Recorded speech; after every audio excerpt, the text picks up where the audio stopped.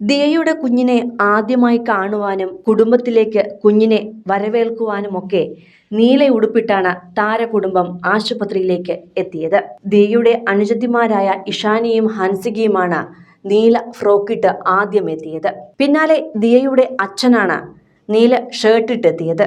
ദിയയുടെ ഭർത്താവ് അശ്വിനും നീല ടീഷർട്ട് ഇട്ടായിരുന്നു ദിയയ്ക്കൊപ്പം പ്രസവ സമയത്ത് മുഴുവൻ കൂടെ നിന്നത്.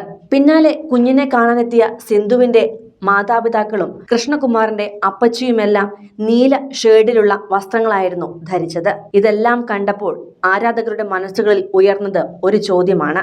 ജനിക്കാൻ പോകുന്ന കുഞ്ഞ് ആൺകുട്ടിയാണെന്ന് ഇവർ നേരത്തെ അറിഞ്ഞോ എന്നതായിരുന്നു ആ ചോദ്യം. അതിന് കാരണവുമുണ്ട്. സാധാരണ പെൺകുട്ടികളാണെങ്കിൽ ഇന്നത്തെ കാലത്ത് പിങ്ക് ഷേഡിലുള്ള വസ്ത്രങ്ങളും ആൺകുട്ടികൾക്ക് ബ്ലൂ ഷേഡിലുള്ള വസ്ത്രങ്ങളും നൽകുന്നത് പതിവാണ്. കുട്ടികൾ ജനിക്കുമ്പോഴുണ്ടാകുന്ന അലങ്കാരങ്ങൾക്ക് ഈ കളറിലുള്ള സാധനങ്ങൾ നേരത്തെ സെറ്റ് ചെയ്യുന്നതും പതിവാണ്.